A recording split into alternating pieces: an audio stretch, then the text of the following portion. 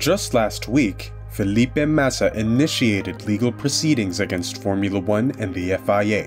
In a formal letter before claim notice, the Brazilian driver is seeking compensation.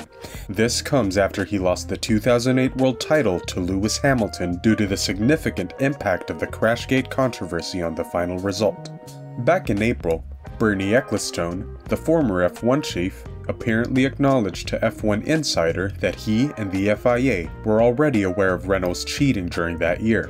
Ecclestone further stated that considering the circumstances, they should have taken the step of cancelling the race in Singapore.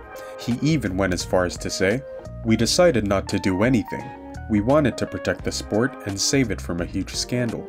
Ecclestone has since denied giving such an interview, but this denial hasn't deterred Massa from moving forward with his legal actions.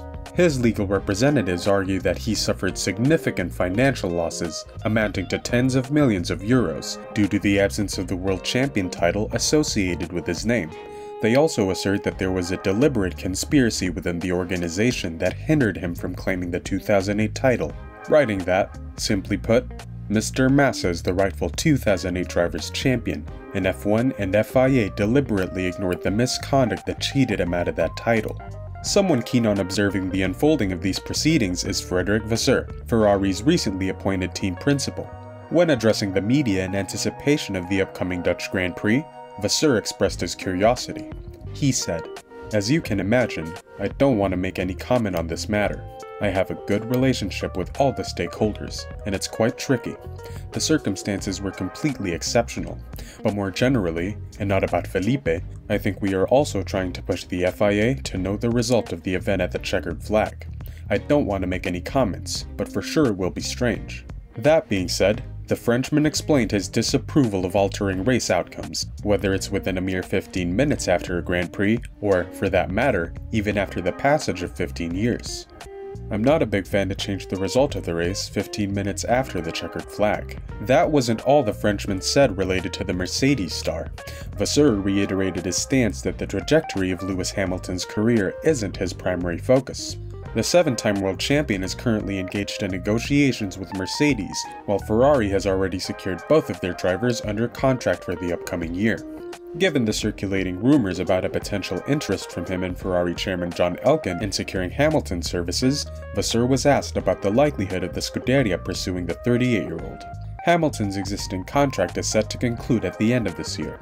Vasseur said, "Well, I think it is the same situation with Lewis that it has been for the last 10 years. They are in discussion, and I don't know whether there is an issue or not. Honestly, I'm not focused at all on this. I'm focused on the development of the team, and the discussion is between Lewis and Toto, and not myself." Fred Vasseur has made it clear that he has no intention of engaging in the Red Bull tactics concerning advancements in the 2026 Formula One power units. The upcoming season will mark the introduction of entirely new power units, with a heightened emphasis on electrical power and the utilization of fully sustainable fuel within the internal combustion engine. During that season, the Formula One landscape will witness the entry of 2 fresh manufacturers. Audi will make its debut alongside Red Bull Powertrains, a partnership involving Ford. Additionally, Honda is set to transition from supplying Red Bull's 2 teams to providing for Aston Martin. While Red Bull has achieved remarkable success in terms of chassis performance, currently on the verge of securing another double title in the 2023 F1 season, the year 2026 will signify their inaugural venture into the realm of power units. Red Bull seems to be adapting without any hitches. This is evident from the evaluation provided by advisor Helmut Marko, who confidently claims that Red Bull Powertrains Ford has established a significant lead in the 2026 power unit development phase compared to both Ferrari and Audi.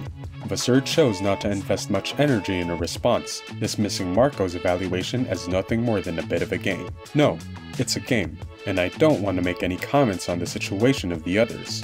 We are pushing. I think we are in a good situation for sure. We always want to do more, to develop more, to be more in advance, to have more options and so, but it's the same for everybody. And honestly, I will avoid making any comment on the situation of the others."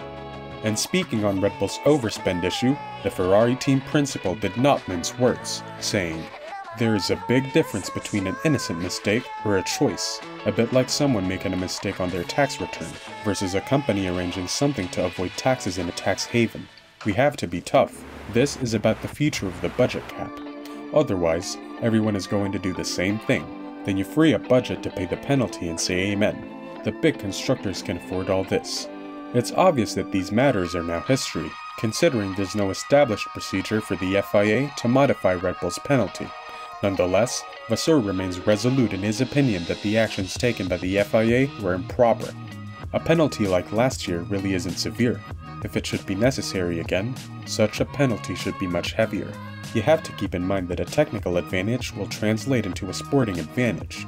Therefore, the penalty should be sporting and not a fine. In soccer, if you use a hand, it's a penalty. They don't give you a non-sporting penalty. The deduction of 10% wind tunnel time is a big joke. They have already done most of the work by then.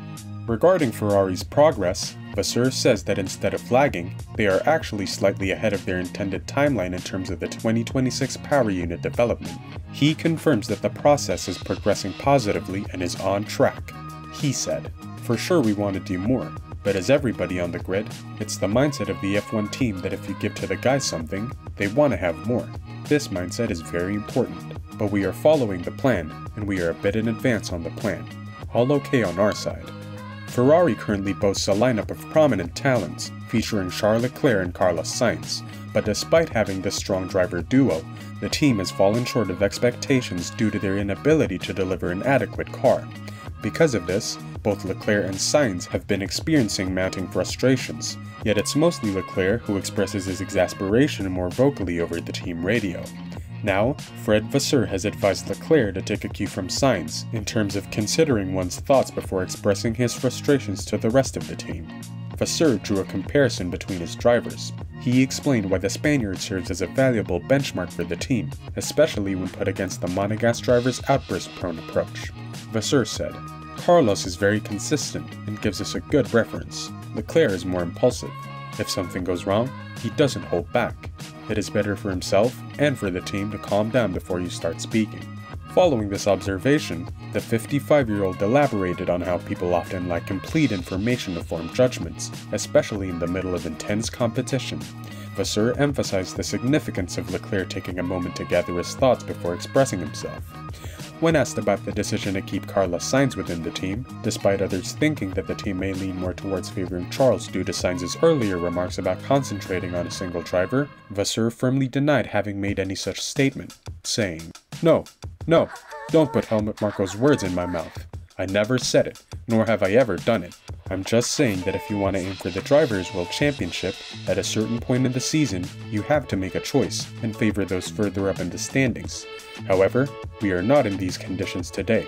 Your question assumes Charles is number one, but that's not the case. I started this job 25 years ago thinking that two drivers should be given the same support, and I have no intention of changing. All the teams move in this way, with the exception of Red Bull with Verstappen and Perez. What do you think of Frederic Vasseur's statements? Let us know in the comments below. And don't forget to subscribe and ring that notification bell for the hottest F1 news.